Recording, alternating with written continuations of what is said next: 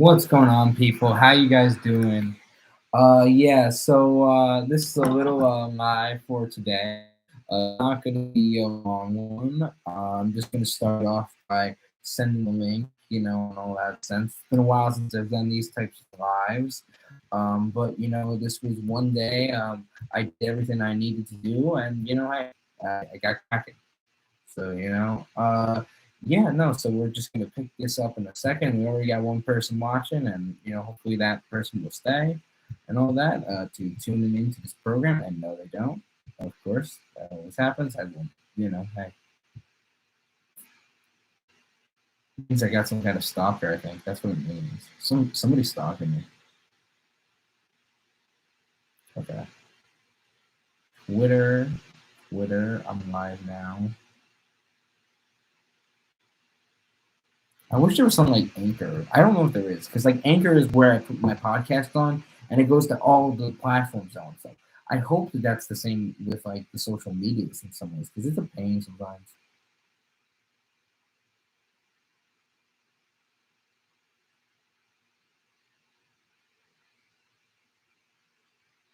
All right. Okay, let's see.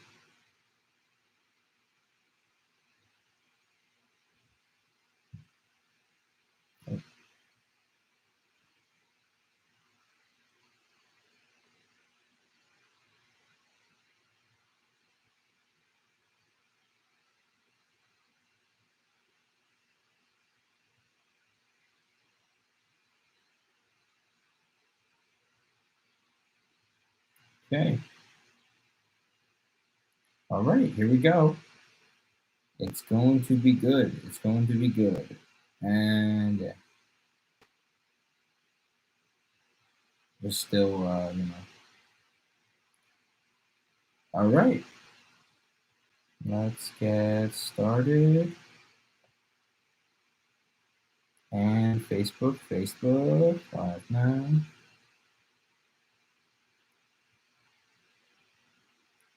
Okay. Isn't this so much fun, right? Okay. Woohoo. Woo! All right, now it's time to party. All right. So I didn't get a chance to do this yesterday, which I would have liked to do, which what I would have liked to done. So it's been now, unfortunately, 20 years since we lost the fabulous Beatle, George Harrison. He was the second Beatle to die, and of course now there's only two left still. Paul and Ringo. Honestly, one thing I want to mention about that is because a lot of what's going on in this video we're going to be talking about. Of course, the legacy of George Harrison, but also this is the time around where the Beatles Get Back documentary came out of the footage of what was going on around the sessions with Let It Be and all that. And what do you call it? It's so interesting to me, I think, that for instance, there was a time when Ringo, when they were doing the White Album, there was a time when Ringo quit the group. And in Let It Be, there was a time George quit the group for a few days, just a few days and all that. But there's a scene that, oh my God, it's so heartbreaking uh, when you see, because Paul really was just the one that wanted to keep the Beatles together. And there's a lot of what you could say. John was dope, was on heroin and with Yoko. Uh, you know, um, George was sort of like kind of, doing these great songs, but he didn't feel John and Paul were, listening to him. And Ringo was just, going with the flow, really. And Paul was just trying to keep the whole thing together, really. He really, I think, would have kept, like, the Beatles wouldn't have stopped it. He wanted to keep going. And he admitted on Howard Stern, which it's not a shock that John was the one that broke up the group. I mean, everybody tries to blame and have the scapegoat that it was Yoko, but no, it was John. I mean, John was the one that didn't want to continue doing all that, in all that sense. But yeah, no. So nevertheless, what you would call it? Yeah, no. But an interesting part in the documentary that I found was when Paul McCartney sort of is holding himself back from talking about, because George, it's a day where George is gone. They don't know what's happening with George. Yeah, this was the second part. I was watching this on the bus back, here, as you see, I'm back here and back at my school. But so anyway, getting off topic. But yeah, no, no. So Paul, he's talking, and Mike, the director Michael Lindsay Hogg is asking him about stuff because John's not showing up. He has no idea what's happening, and he's holding back, like he looks about to cry, and he says, "And then there were two." And what is so, I mean, upsetting about it, and somebody pointed this out on YouTube.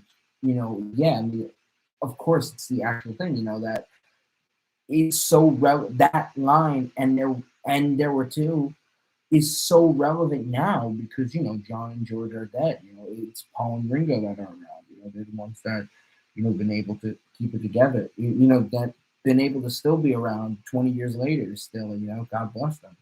And and they're still making music. And I think it's so great that this documentary is still there. And I think what's so cool about the celebration of Get Back, of just showing that the Beatles fan base is still around. I mean, I honestly got back into of course I've always been a Beatles fan, but I've been getting more into just like listening over and over again.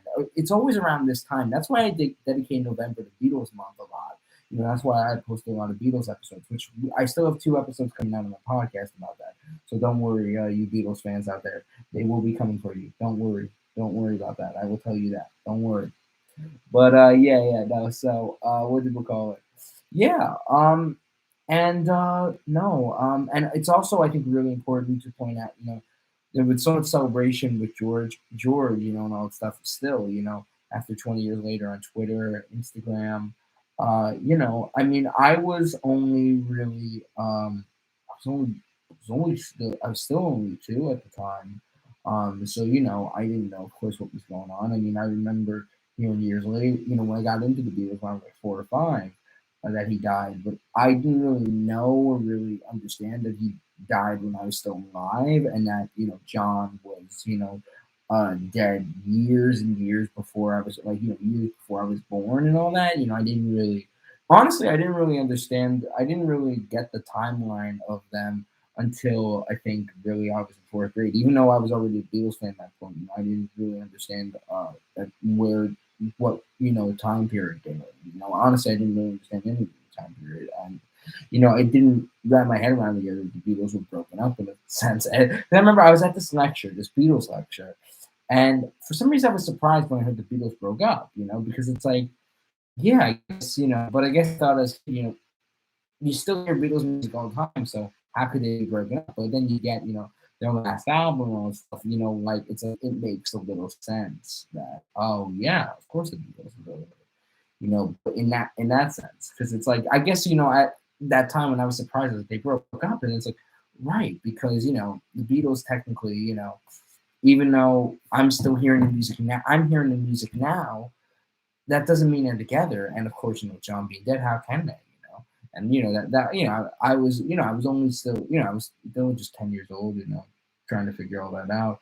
But I always was a fan of the Beatles. I mean, John was one of the Beatles. I think I always felt like I could identify with, but George as well. I mean, George was somebody who was just such an interesting Beatle because he was known as the quiet one, yet not really if you think about it. I mean, there's a lot of stories about him. Like for instance, when they got signed to EMI with George Martin, he said he'll make some changes, and if there's anything you don't like, and George is like, well, for starters, I don't like your tie, and it was just shows that like the self confidence on him too, and I think at an early age because he was the Beatles, of course they started when they were teenagers. John was, with the Aquarium when he was 16. Paul then joined him after, then George, and George was the baby of the group. George was just a teenager, and all that, but he didn't let that stop him. He was still a pretty good guitar player, and I mean, I think he didn't have as much as to say as John and Paul did. And it's funny because in that documentary, it even shows there's a secret record like flower. There's a time when they were in the basement, I think in Abbey Road Studios, or like they were in the cafeteria, and there was a flower that they planted. That the camera crew had like a microphone, and all that stuff, and they didn't know that it was there. And they're talking, and Paul, and they basically stayed out what we kind of already know the Beatles, because when you think of the Beatles, it's John, Paul, George, Ringo. And Paul was like, we've always saw you, you've always been boss, he's saying to John, and I've always been like second in command. And it's like, yeah, I mean, that's basically they're pointing out what the obvious that everybody knows. Even as a kid, I knew it was always John, Paul, George, Ringo. That's how the order goes. Nobody says it in a different order. It's always John, Paul, George, and Ringo. That was the ranking. And that was the ranking of how they went. And I think also too, it's like that was how the ranking, how they got into the group, because it was John first, then Paul, then George, and Ringo. So it's like it works in a lot of ways. But it rolls off the tongue easy when you say it like that, John, Paul, George, Ringo. But yeah, and I mean, the thing about George too is like, he was able to, just elevate to be such a incredible songwriter, from being, of course, doing songs like Something and Here Comes the Sun, and Taxman. I've always felt like Here Comes the Sun and Something are the ones that are his best work with the Beatles. And then probably his third biggest, I would say, was While My Guitar Gently Weeps, and then my fourth would probably be Taxman on Revolver, which just showed his type of songwriter that he could do like a political kind of statement, in his songs. And once it was like, we had this song "Don't Bother Me" on the second album, and then two albums he didn't have the song that he wrote. Then Cut to Lay to Hell. He has two songs, "I Need You" and yeah, "You Like Me Too Much." I've always loved "I Need You," and I pointed it out, and I think, well, I'll point out, you'll hear it in the podcast episode, but I guess you're gonna hear this first. But what do you call it? My father and I've always talked about how it's like, "I Need You" and "I Want to Tell You" and "Revolver" are like kind of songs that are what do you call it? Similar to like similar to like a Lennon and McCartney kind of style. And I think it was, I think George really had to fight for his songs to be heard. I think John and Paul did not take him seriously as a songwriter. I think they still saw him as the baby of the group in a sense. And I think George at that time too was, trying to figure out if being in the group was really helping him, if or it was just holding him back. And I have a friend who would totally agree and say that, yeah, it was holding him back, because I mean, and two, I mean, if you look at like what he did, probably the best post solo Beatles album out there. I mean, of course, Imagine is great. Band on, I mean, Ringo album is great, but George's All Things Must Pass was something that was just, you could tell he had a bunch of songs that were just ready to just like come out of the woodwork. And and it did, and you see it in the documentary, them going over All Things Must Pass. And they are, and John is like sort of helping him out, like they are sort of being engaged in a sense. And what you call it, so that's a very interesting thing. But yeah, and I mean, it was, and My Sweet Lord was like the first time Beatles got on the top post. Yeah, it was the first post Beatles hit, really. And yeah, no. So I mean, George was somebody incredible, and is definitely not the quiet one, but also too, even though he was a great songwriter, and had some great songs with the Beatles, and even some great songs in the solo work with All Things Must Pass.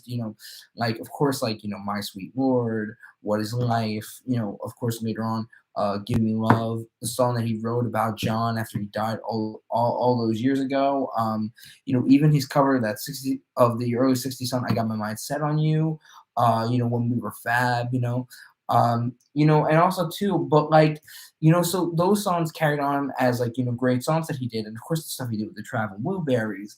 But the ones, but I also think there's something that's not mentioned a lot. And because I was talking about the early records a lot in my podcast episodes of the Beatles, I don't know if I really focused on the statement as much, but I think George was also too, as much as a great songwriter he was later on, I think what was really crucial about him in the early days was when he was just the guitar player and the backing vocalist for John or Paul, because he had like his voice was in a lot of like he was kind of like the one that would carry the harmonies and stuff. And I think I might have told the story before, but when John, for instance, was doing on Revolver, she said Paul wasn't even around. Paul was getting like I think angry with how this was turning out, and he left. And so it's credited as a Lennon McCartney, but it really is a Lennon and Harrison because George is the one that kind of picked up the pace on that one. And my favorite thing on that song is, and it's so little, but what I love about it is when John's like, she said, and then George says, yeah, there's a call and response between them.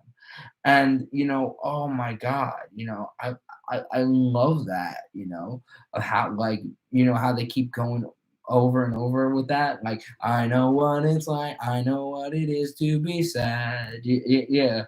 I mean, I just think that for some reason that I just find it really interesting, just really like a highlight of that song, even though of course it's at the little end.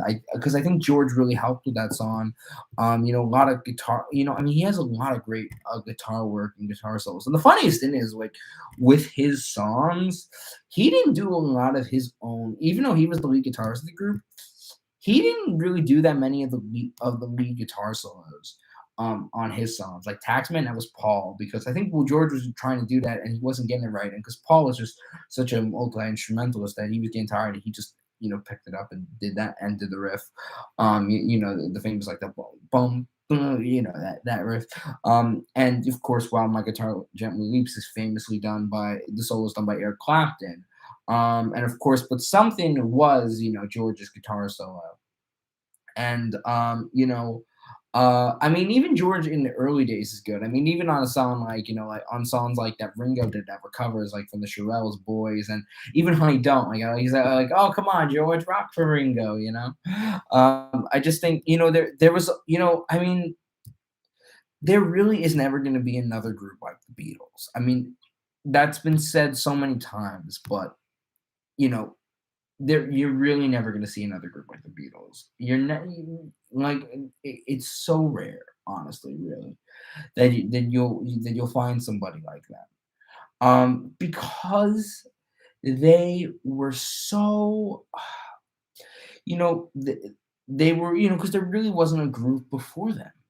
And not just that, I mean, you had the Beach Boys in the Four Seasons, but the thing was, yeah, these guys could play their own instruments. They were talented. They didn't need so many songwriters in the back. Of course, they had George Martin and all that stuff, but they were the ones that were able to carry it. And I think, the Beatles is still just as popular as it was 50 years ago. There are people who are also big Beatles fans my age. Uh, and I think, seeing a film like, Get Back, Works, and all that stuff, like, it's so cool, and I recommend it for diehard Beatles fans because if you're a diehard Beatles fan, you're not gonna lose interest. You're gonna like it. It's gonna be an interesting thing because you're seeing the actual dialogue of what was going on, like the stories you heard of George quitting and them thinking of replacing with Eric Clapton. You see all that like when it was happening. So yeah, if you're a diehard Beatles fan, get the F on Disney Plus and watch it. Watch the close to the 8 hours, in all that sense. And it's funny too because one thing I was coming across on YouTube, there was this video of like this is a 5-second video of like John Lennon, getting excited and all that stuff and kicking the can. It wasn't actually John Lennon. It was from the film the John Yoko Love Story. And it's a scene where it shows when John's son was born, Sean was born, and how excited he was. And somebody on YouTube put John Lennon, goes mad, and it wasn't really John Lennon. But anyway, it got me back to because I remember in high school coming across that film on YouTube because I came across a few Beatles biopics on YouTube, that were TV movies, and I mean they were not high quality films, but they were entertaining for a Beatles fan.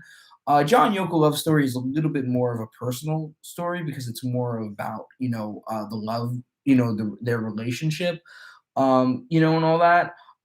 It's an interesting story. I mean, it's an interesting film. It's corny, yes, But for some reason, like, you really feel like that connection that's John Lennon in a sense, just because it's like you like I think, there's a lot of a bad rap, and that's gonna and it's gonna come out even more now with the Get It Back documentary of, how much, how much people hate Yoko Ono back then, how much people will still hate Yoko Ono.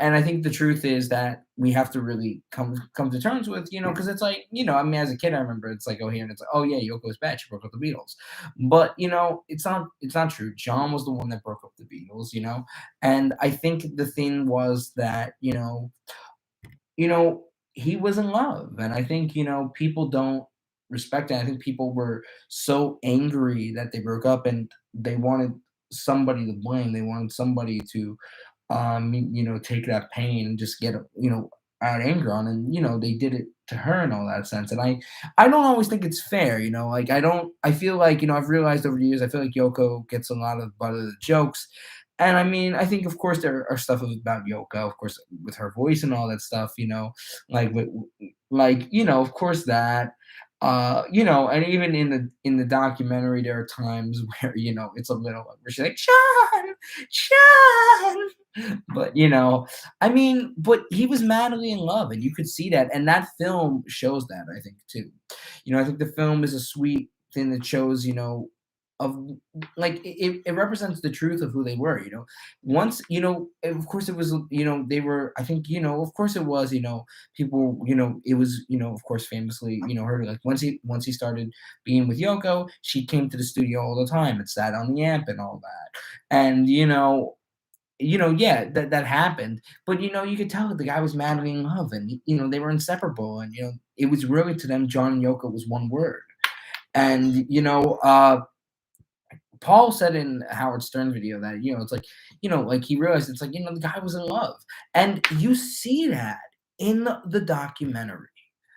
It's incredible. But because we're talking, because this is about George in all sense, there's always this rap, I feel, that like George was the one that really hated Yoko the most, or like really.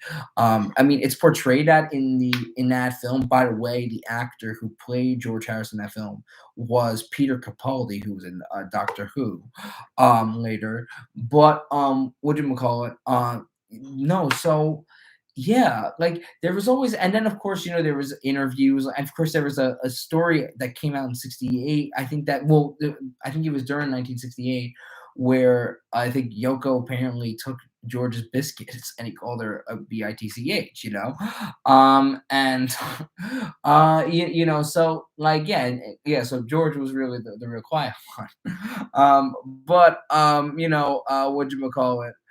Yeah, and also too, like on Dick Cavett, there was a joke where, he says, because John and Yoko were on one time, then George was on, and Dick Cavett's like, Yoko sat in that very chair, and he just gets up and all, and he makes a joke where he's like, oh, so I don't know. I mean, I feel like, but it's interesting because Paul is saying, he's in love in the film, and it's mind blowing too, of all this stuff you heard was all there, and all in front of you, and how how the camera crew was able to get all that. Oh my god.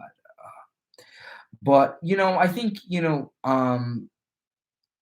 I think the thing to mention, and the thing that's important, is to know about George Harrison, is that he is somebody that is so, I think, important to the Beatles, but important to music.